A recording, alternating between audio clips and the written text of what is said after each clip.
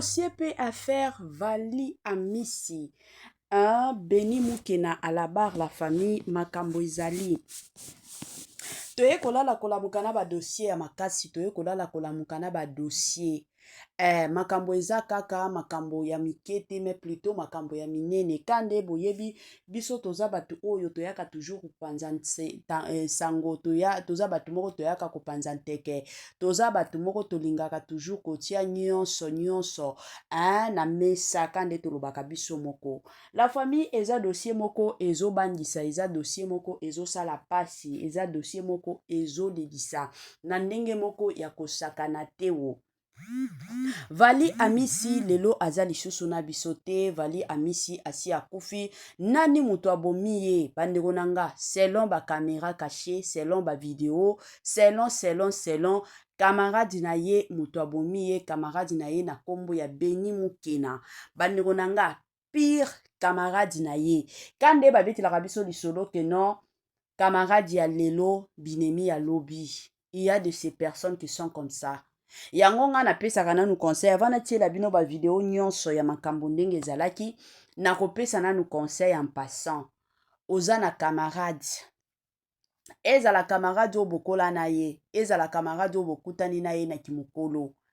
Dans la vie eza na ba projet mosusu o babetela baninga te. Dans la vie eza na makambo mosusu o babetaka lisolo te. Eza na ba réussite mosusu o bagarda kokandika munoko.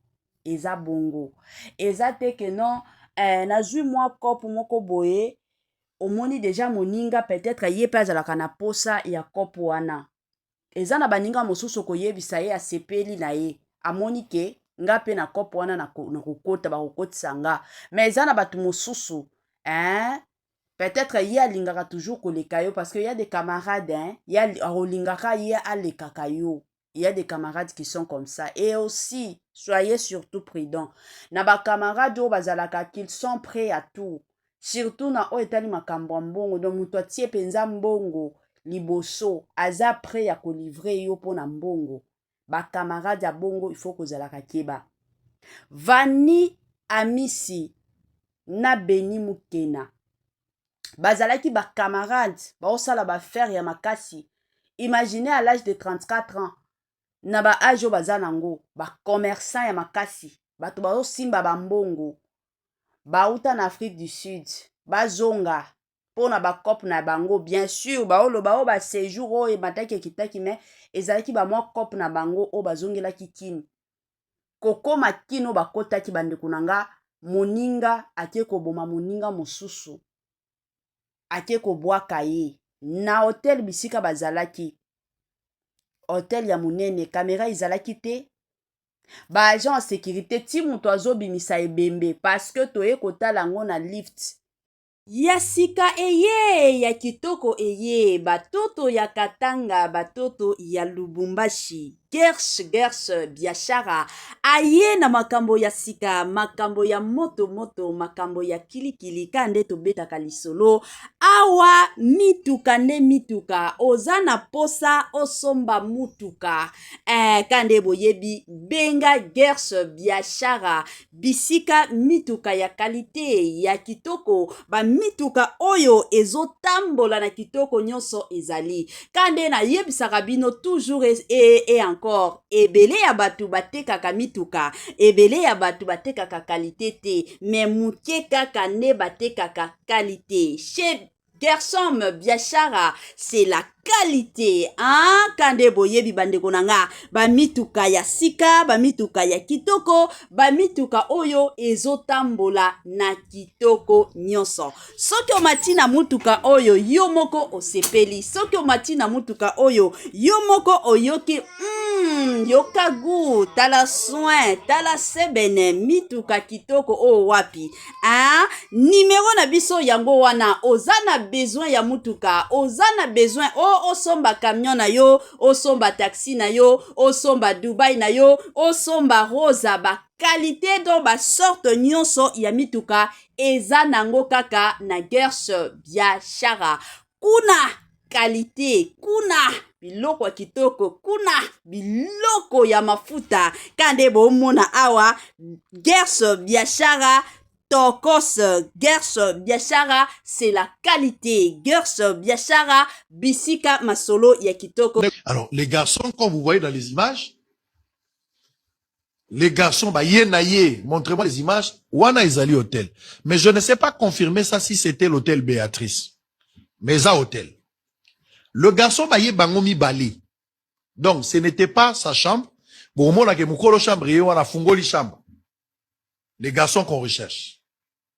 A fungoli chambre, a sali à kota. À côté, si victime, liboso. Nenga zo bimsa ne munduki. Kokota na chambre.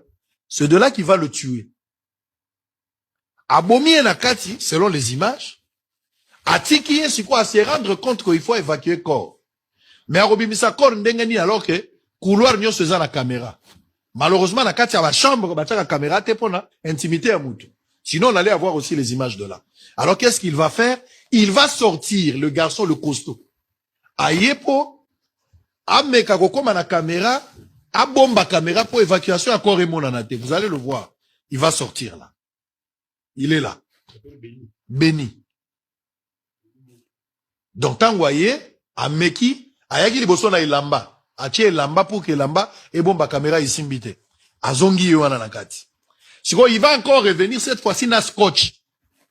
Pour scotcher penza caméra et monanate. Vous allez voir ça. Il va revenir. Donc, Tango Abomié a changé la tenue pour que vous voyez que c'est la même personne à Kotaki. Mais c'est la même personne qui est ressortie. Il est là. Aye wana siko aye na scotch. Bon, on a nenga zo scotcher caméra pour que caméra soit sous visible. Vous voyez? Abaré caméra pour que caméra et mon analyse de 21h. La troisième vidéo, Ezola Kissa, c'est à partir de 3h. Donc, le garçon là a été tué aux alentours à 21h, en quart de vidéo si on reste.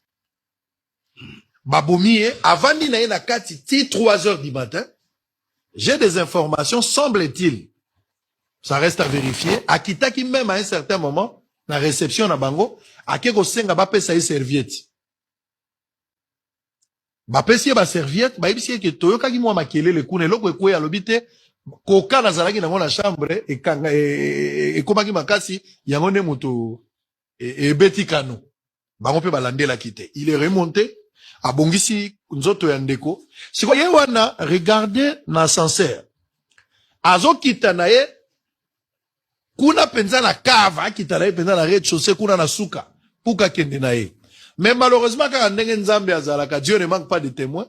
Certainement, mutu moko afina ki ascenseur. Tangu ya zo kita ascenseur efungwami na niveau oya banda okendete.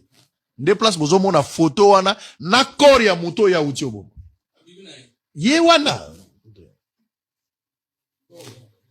Corps ya wana na se ya garçon. Wana za torsini, pantalon esa abomi.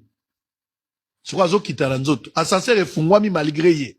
Oh, place ascenseur efungwami. Ezana caméra. Caméra zouiye la même tenue, mais avec son colis. Moto ya bomi a komi colis. Et c'est ainsi qu'il va descendre tina rez-de-chaussée à côté na mutuka a gebo kaina sima Béatrice. Et le garçon est parti. Police est sali à vie de recherche. Tcha photo na ye. Ya garçon ou ya bomi. Yé muto tchaki vidéo na ye liboso azope sa message ma bonne année à chef de l'État, pe à lobby année oyo, ezala année à liwate, alors qu'il y a une c'est ce garçon ici. C'est lui qui a exécuté, c'est lui qui a tué notre frère congolais. Sa sœur m'a contacté, la sœur et la victime a contacté un gars depuis les États-Unis. Je pense qu'à Rosala, cette semaine, Bazar Rosala banquette, les garçons qui est parti, c'est celui-là. Un jeune de 32 ans.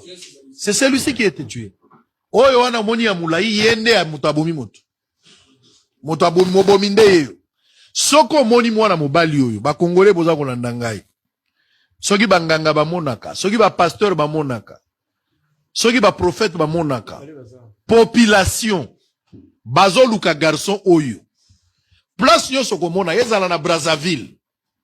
Parce que tozo soupçonné que ndenga boaka ki corps na ye ti bato ba ko découvrir corps na tongo akoya ko zo kano ya liboso pe ya ke na ye. Wana trace ezalaki na note. Soka azwaki vol ya tongo, à cause appelle vol à 8h, à cause appelle vol à 13h. Et on a vu des recherches ezalaki na noté, ba vidéo est bini après. Soki bomoni garçon oyo bazali koluka ye. Kanga garçon oyo place ozali. Baza koluka garçon oyo. Un criminel, il a tué un Congolais. Ba cause ya liwa na ye circonstance ebani na noté, mais na la kisibino na explication ndabu par rapport à biloko tozanango. Et ça regrettable. Donc, on revenir sur le dossier, où ezaka kamoko me, donc tia liste ya bateau bazako kouf. Et ça, les sous rumeur, et comme une réalité. Demain, je vais recevoir Patrick Mouyaya, porte-parole du gouvernement, mais nous allons revenir avec le débat aussi. Mouyaya va passer peut-être en premier vers 11h, on termine avec lui, et nous allons prendre le débat à 13h, pour là sur l'insécurité à Kinshasa, mais sur toute l'étendue à territoire. C'est regrettable. Boba Congolo, bazobo ma place caméra izate, trace eza wapi. Bazo boma ba jeune. Bazo kote la batu, bazo iba. Toko zonge la sujet wanawa. Toko vanda na za makambo ebele ya koloba na likambo wana. Baza konyoko la batu. O eza sous rumeur te, eza réalité. Jeune babomi na Vani. O babomi na o babwaki corps na ina Béatrice. Je vous avais toujours dit que chacun de nous a un jida. Chacun de nous a un jida. Tango yesu atali motema ya jida, a comprendre que, eloko ko bebi sabiso na groupe oza mbongo. Akamati mbongo apesi yango jida. Yonde simbaka misolo na moni yo lingi mbongo. Yosim, akomisie matata mponyo na ye. Nicolas Kazadi na ye. Akomisie Doudou Fouamba na ye. Na otanga ba ministre à finance. C'est-à-dire bino ne bosimbaka misolo. Mais malgré mbongo, ake koteka yesu kaka na mbongo mibali. Mais l'isumu ya jida, il fallait la détournement. Quoi qu'on kimane na mbongo yesu. Et quoi qu'on la volte. Pour yene mo bombi misolo. Pour nani na liye mbongo ya bande ko bomba yesu te. Ma préféré alia. Mbongo batumusu ba pesi pour ba bomba yesu. Chacun de nous a un jida. Faut faire très attention. Ma vidéo dans un enquête je suis en train de finir un peu des informations de part et d'autre. Mais je vous donne tout ce qui est sur le réseau. Ma vidéo ya souka il a kisi que les jeunes étaient logés dans Hilton. Avec moi, c'est vous. Hilton ils ont veillé dans la surveillance na ye. Tant dans la chambre. Tant dans la case. Et quand il sort d'Hilton, ils ont responsabilité. Il est sorti aux environs il y a 21 heures. Je tiens à souhaiter. Mais les images ils ont l'accès à gazon du malade téléphone. Ça ce n'est pas lui qui est décédé, ça c'est l'assassin. Ça c'est pas lui. Félix. Le gars azo bima na téléphone azako tambol. Ti akiti libanda Hilton bazo mona ndenge muto abimi. Mais tango a s'éloigner na Hilton, caméra pe kati. Et finalement il est parti. Deuxième vidéo na ye, ils ont se retrouvé place au bozo mona na TV. Il est avec un monsieur costaud. Baza kokota na costaud na kati ya chambre. Donc baké na appartement monsieur ezali contraire na haute place ya zalaki. J'imagine la scène, hein, je suis en train d'imaginer. En tant que stratège, certainement ba benga qui est na téléphone. Ba travailler, ba bimisi pour un rendez-vous. Pour un rendez-vous. Ba ye na ye quelque part, à côté na motuka, ou soit bazaki na motuka. Ba ye kozwaye, ba kozongisa ye, ça peut être un rendez-vous. Et kozalika mbongo, c'est un homme d'affaires. Parce que j'ai interrogé bato ba yeba qui est. Na stade de martyr.